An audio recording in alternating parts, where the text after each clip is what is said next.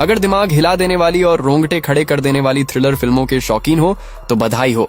Phone की battery 70% होने के बावजूद आपने एक ऐसी खौफनाक कोरियन फिल्म पर क्लिक किया है जो आपको आखिर तक हिलने नहीं देगी। इस कहानी में एक लड़की को पागलखाने में इलाज के लिए नहीं बल्कि उसके शरीर के सारे अंग निकालने के लिए बंद किया जाता है। सबसे ज्यादा डराने वाली बात यह है कि यह फिल्म एक सच्ची घटना पर आधारित है। कोरिया के कानून का वो काला सच जहां सिर्फ एक गार्जियन के साइन से किसी भी नॉर्मल इंसान को जबरन पागलखाने में सड़ाया जा सकता है। कोरिया का सबसे घिनौना चेहरा इस फिल्म ने बेनकाब कर दिया है।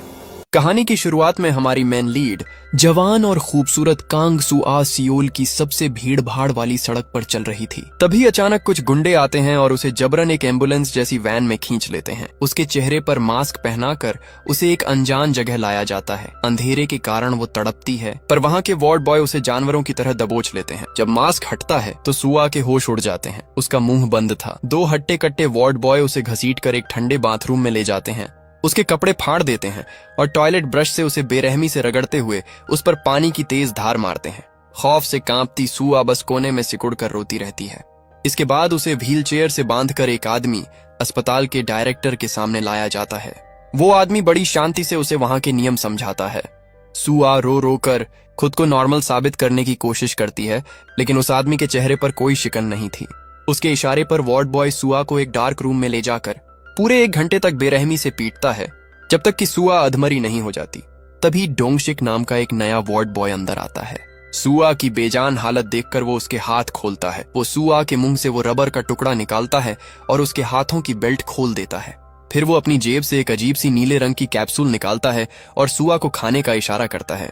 सुआ को जैसे ही अपने हाथ आजाद महसूस होते हैं वो अपनी बची खुची ताकत इकट्ठा करती है और बाज की तरह झपट कर डोंगशिक के हाथ से उसका पेन और रजिस्टर छीन लेती है। वो कांपते हाथों से जल्दी जल्दी एक फोन नंबर लिखती है और रोते हुए डोंगशिक के पैरों में गिर जाती है। प्लीज प्लीज इस नंबर पर कॉल कर दो, मैं पागल नहीं हूँ, ये लोग मुझे मार डालेंगे। डोंगशिक का दिल पसीज जाता है। वो कुछ बोलने ही वाला होता है पर तभी वो जालिम गार्ड वापस आ जाता है और सुआ का जबड़ा दबाकर जबरन उसके हलक में दवाई उतार देता है। अगली सुबह जब दवाइयों का असर कम होता है और सुआ को खाने की लाइन में खड़ा किया जाता है तो वो अपने आसपास का नजारा देखकर अंदर तक कांप जाती है। वहां दर्जनों लड़कियां थीं, बिल्कुल सुआ की उम्र की, लेकिन उनमें से किसी की आंखों में जान नहीं थी। तभी वहां मिन ही नाम की एक लड़की आती है। मुझे कुछ नहीं पता, मैं बस अपने घर के बिस्तर पर सो रही थी और जब मेरी आंख खुली तो मैं यहाँ थी। जो यहाँ आता है वो कभी वापस नहीं जाता। तभी मिन्ही के दिमाग में ड्रग्स का असर ट्रिगर होता है। वो अचानक पागलपन का शिकार हो जाती है और सुआ के बालों को पकड़कर उसे बुरी तरह नोचने लगती है। गार्ड्स दौड़कर आते हैं और दोनों को अलग करते हैं। लेकिन इंसाफ देखिए इस नर्क का, गलती मिन्ही की थी लेकिन गार्ड्स सुआ को घसीटकर वापस उसी अंधेरे काल कोठरी में फेंक देते हैं।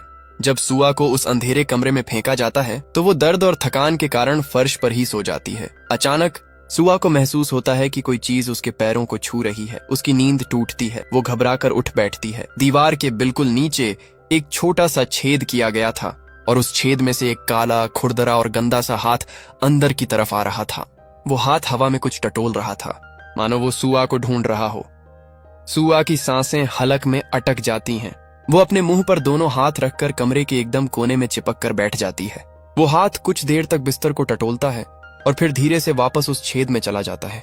लेकिन खौफ यहीं खत्म नहीं हुआ था। सुआ की नजर दरवाजे के बाहर जाती है। वहां कॉरिडोर में मिन्ही पागलों की तरह घूम रही थी। वो खुद से बड़बड़ा रही थी, मुझे डॉक्टर के पास जाना है, मुझे ऑपरेशन करवाना है, मुझे अंदर से काटो। सुआ छुपकर देखती है कि मिन्ही धीरे से डायरेक्टर के केबिन में जाती है। वहां वो शैतान डायरेक्टर बैठा था। वो मिन्ही को एक और रहस्यमयी गोली खिलाता है।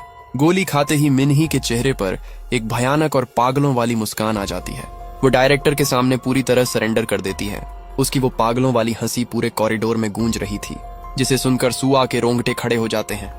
अगले कुछ दिनों में सुआ को इस अस्पताल का सबसे खौफनाक पैटर्न समझ आने लगा था। उसने नोटिस किया कि यहाँ का स्टाफ मरीजों को जानबूझकर ऐसी गोलियां देता था जिससे उन्हें नींद ही ना आए। मरीज तड़पते थे और खुद जाकर डायरेक्टर से कहते थे कि उनका ऑपरेशन कर दो ताकि उन्हें शांति मिल सके। और सबसे भयानक बात, हर रात ठीक 11 बजे जब पूरी दुनिया सो रही होती थी तब कुछ खूंखार गार्ड्स आते थे। वो कुछ चुनिंदा मरीजों को स्ट्रेचर पर लिटाकर एक सीक्रेट रूम की तरफ ले जाते थे और जो मरीज उस कमरे के अंदर गया वो आज तक कभी लौट कर बाहर नहीं आया। गया। सुआ समझ चुकी थी कि अगर वो यहाँ से नहीं भागी तो किसी रात 11 बजे उसका भी नंबर आ जाएगा और उसके शरीर के टुकड़े कर दिए जाएंगे। एक दिन अस्पताल में मौका बन ही जाता है। एक पागल मरीज ने एक वार्ड बॉय को बुरी तरह दांतों से काट लिया था। हर तरफ चीख पुकार और अफरा तफरी मची थी। सू आ जानती थी कि ये उसका पहला और आखिरी मौका है। वो अपनी पूरी ताकत लगाकर वहाँ से भागती है और सीधे डायरेक्टर के ऑफिस की तरफ जाती है, लेकिन दरवाजा एक डिजिटल पासवर्ड लॉक से बंद था।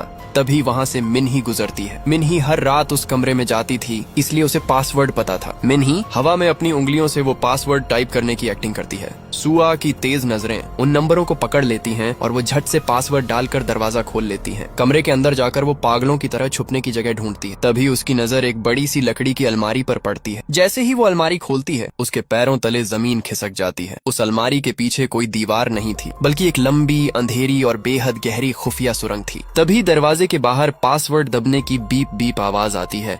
डायरेक्टर वापस आ गया था। सुआ बिना एक सेकंड सोचे उस अंधेरी सुरंग में कूद जाती है। सुरंग इतनी तंग थी कि वहाँ ठीक से सांस लेना भी मुश्किल था। वो दीवारों में लगे लोहे के सरियों को पकड़ पकड़ कर नीचे उतर रही थी, लेकिन अंधेरे में उसे एक नुकीला सरिया नहीं दिखा। वो सरिया सीधे सुआ के हाथ के आर पार हो जाता है। खून का फव्वारा फूट पड़ता है। दर्द इतना भयानक था कि सुआ की आंखें बाहर आ गईं, लेकिन उसने अपने ही मुंह को अपने दूसरे हाथ से कसकर दबा लिया ताकि एक भी आवाज बाहर न जा सके। खून की बूंदें टप टप करके नीचे फर्श पर गिरने लगी। डायरेक्टर बहुत चालाक था। उसने खून गिरने की आवाज सुन ली थी। वो अलमारी के पास आता है और सुरंग के अंदर झांक कर एक खौफनाक आवाज में चिल्लाता है। उसकी आवाज से सुआ इतना डर जाती है कि उसके हाथ से पकड़ छूट जाती है और वो सीधा 20-30 फीट नीचे जा गिरती है। लेकिन किस्मत को शायद उसका जिंदा रहना मंजूर था। वो मरती नहीं है। खून से लथपथ टूटी हुई हड्डियों के साथ वो उठती है और उस भूल भुलैया जैसी सुरंग में पागलों की तरह भागने लगती है। भागते भागते जब वो बाहर निकलती है तो सामने का नजारा देखकर उसका दिमाग काम करना बंद कर देता है। ये कोई वीरान जंगल या पहाड़ नहीं था। ये नर्क का अस्पताल सियोल शहर के बिल्कुल बीचों बीच एक पॉश कमर्शियल बिल्डिंग की बेसमेंट में चल रहा था। और जिस जगह से सुआ को किडनैप किया गया था, वो जगह वहाँ से सिर्फ 100 मीटर की दूरी पर थी। यानी शहर की नाक के नीचे मौत का ये खेल चल रहा था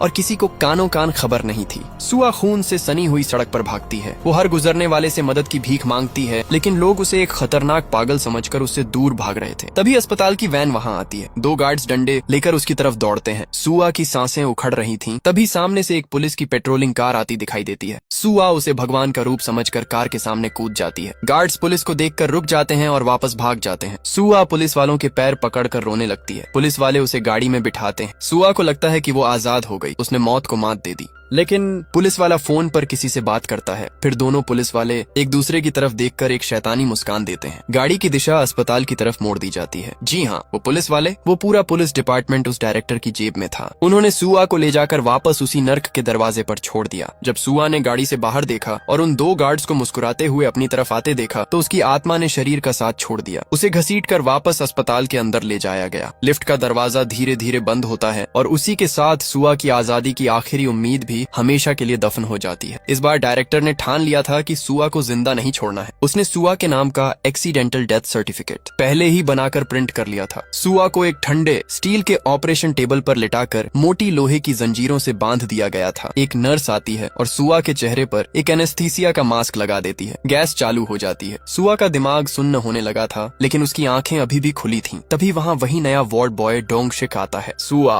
अपनी आखिरी टूटती हुई सांसों के साथ डोंगशिक की आंखों में देखती है। वो आंखें चीख चीख कर कह रही थीं, मुझे बचा लो, मैं मरना नहीं चाहती। डोंगशिक का जमीर आखिरकार जाग उठता है। उसे याद आता है वो फोन नंबर जो सुआ ने उसके रजिस्टर पर लिखा था। वो चुपके से बाहर जाता है और कांपते हाथों से उस नंबर पर कॉल कर देता है। वो नंबर सुआ के बॉयफ्रेंड जिनवू का था। पिछले कई दिनों से जिनवू पागलों की तरह सुआ को पूरे शहर में ढूंढ रहा था। वो पुलिस के पास भी गया था, लेकिन पुलिस ने उसे धक्के मारकर बाहर निकाल दिया था। जैसे ही उसे डोंगशिक का कॉल आता है, वो अपनी गाड़ी को हवा से बातें कराते हुए उस अस्पताल की तरफ दौड़ाता है। अस्पताल के बाहर बाउंसर खड़े थे, लेकिन डोंगशिक उसे पीछे के एक सीक्रेट स्टाफ रास्ते से अंदर ले आता है। अंदर ऑन ऑपरेशन। थिएटर में डायरेक्टर किसी का फोन आने पर कुछ मिनटों के लिए बाहर गया था। यही वो मौका था। डोंगशिक और जिनवू अंदर घुसते हैं। जिनवू अपनी जान से प्यारी सुआ को इस हालत में देखकर रो पड़ता है। वो जंजीरें खोलता है और सुआ को अपने कंधों पर उठाकर भागने लगता है, लेकिन किस्मत उनके साथ एक क्रूर मजाक खेल रही थी। जैसे ही वो दरवाजे तक पहुंचते हैं, सामने डायरेक्टर अपने गुंडों के साथ खड़ा था। सुआ घुटनों के बल गिरकर डायरेक्टर के पैर पकड़ लेती है। वो रोते हुए कहती है,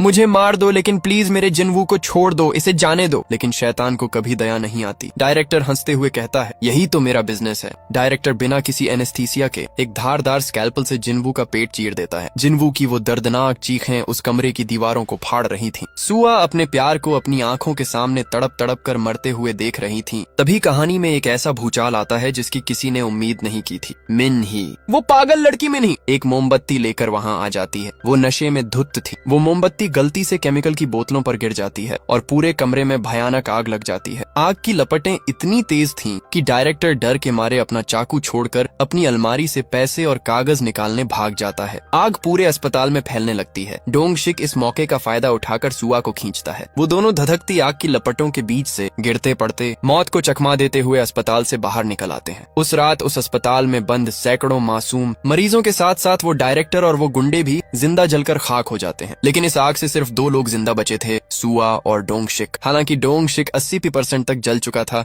और वो कोमा में चला गया था। सुआ अब इस पूरे नर्क की इकलौती चश्मदीद गवाह थी। सुआ को लगा कि वो अब आजाद है, लेकिन कहानी ने अभी अपनी सबसे खतरनाक चाल चली ही नहीं थी। कुछ ही दिनों बाद शहर के सबसे बड़े पुलिस चीफ कांग ब्युंग-जू की उसके ही घर में गोली मारकर हत्या कर दी जाती है। और हत्या के इल्जाम में पुलिस किसे अरेस्ट करती है? हाँ, कांग सुआ को। पुलिस और कोर्ट में सुआ चीख चीख कर कहती है कि उसने किसी को नहीं मारा, लेकिन सब उसे पागल समझते हैं। कोर्ट उसे 7 साल की सजा सुनाती है और उसे एक हाई सिक्योरिटी पागल खाने में डाल दिया जाता है। 1 साल बीत जाता है। तभी एक दिन कोरिया के सबसे मशहूर टीवी न्यूज एंकर रोह नाम जू के ऑफिस में एक रहस्यमयी डायरी आती है। इस डायरी पर कांग सुआ का नाम लिखा था। जब एंकर इस डायरी को पढ़ता है तो उसके पैरों तले जमीन खिसक जाती है। उस डायरी में उस एंजल केयर अस्पताल में होने वाली हर एक दरिंदगी, ऑर्गन ट्रैफिकिंग, मरीजों को जिंदा काटने का पूरा कच्चा चिट्ठा लिखा हुआ था। सरकार ने तो दुनिया को ये बताया था कि वो अस्पताल में लगी आग एक शॉर्ट सर्किट का नतीजा थी, लेकिन ये डायरी तो चीख चीख कर एक भयानक मर्डर मिस्ट्री बयान कर रही थी। टीआरपी और अपने शो को नंबर 1 बनाने के लालच में एंकर रोह नाम जू खुद सुआ से मिलने जेल पहुंच जाता है। शुरुआत में सुआ बिल्कुल चुप रहती है, लेकिन जैसे ही एंकर वो डायरी सुआ के सामने रखता है, सुआ की आंखों में खौफ और आंसू एक साथ आ जाते हैं। एंकर उसे भरोसा दिलाता है कि तुम मुझे सच बताओ, मेरे पास मीडिया की ताकत है, मैं इस पूरे देश के सामने इस सिस्टम को नंगा कर दूंगा और तुम्हें यहाँ से आजाद करवाऊंगा। काफी देर तक चुप रहने के बाद सुआ अपने कांपते होंठ खोलती है और उस नर्क की वो कहानी सुनाती है जो मैंने आपको अभी अभी बताई है। उसकी कहानी सुनकर उस पत्थर दिल एंकर के भी रोंगटे खड़े हो जाते हैं। एंकर अपनी टीम के साथ तहकीकात शुरू करता है। वो कोरियाई कानूनों की किताबें खंगालता है और तब उसे पता चलता है मेंटल हेल्थ एक्ट के उस सबसे बड़े और खतरनाक लूप होल के बारे में। कानून कहता था कि अगर परिवार का कोई एक सदस्य और एक बिका हुआ डॉक्टर साइन कर दे तो किसी भी 100% नॉर्मल इंसान को जबरदस्ती पागल खाने में डाला जा सकता है। इसी कानून का फायदा उठाकर वो अस्पताल सिर्फ सुआ जैसी लड़कियों को ही नहीं बल्कि बेघर लोगों, बुजुर्गों और उन लोगों को किडनैप कर रहा था जिनकी प्रॉपर्टी उनके रिश्तेदारों को हड़पनी होती थी। सरकार उन्हें हर मरीज के नाम पर फंड्स देती थी और बाद में उनके ऑर्गन्स निकालकर ब्लैक मार्केट में बेच दिए जाते थे। और सबसे बड़ा झटका तो तब लगा जब एंकर को पता चला कि पुलिस चीफ और उस अस्पताल का डायरेक्टर दोनों एक ही स्कूल के दोस्त थे। पुलिस चीफ ही इस पूरे काले धंधे का सबसे बड़ा प्रोटेक्टर था। जब एंकर और गहराई में जाता है तो एक ऐसा सच सामने आता है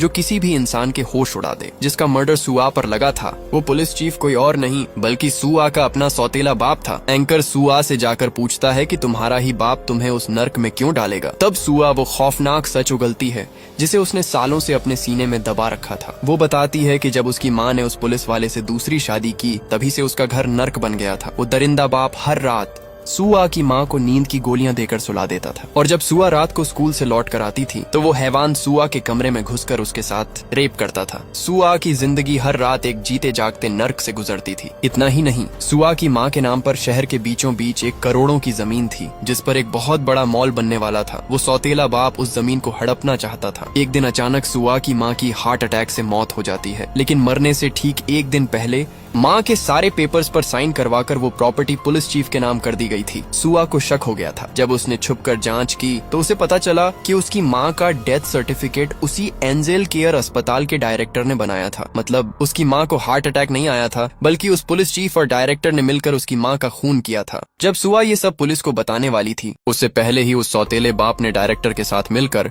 सुआ को किडनैप करवाया और उसी पागल खाने में फेंकवा दिया ताकि वो उसकी जुबान हमेशा के लिए बंद कर सके और उसके ऑर्गन बेचकर और पैसे कमा सके। लेकिन वो कहते हैं ना, बुराई कितनी भी ताकतवर हो वो एक ना एक दिन जलकर खाक हो ही जाती है।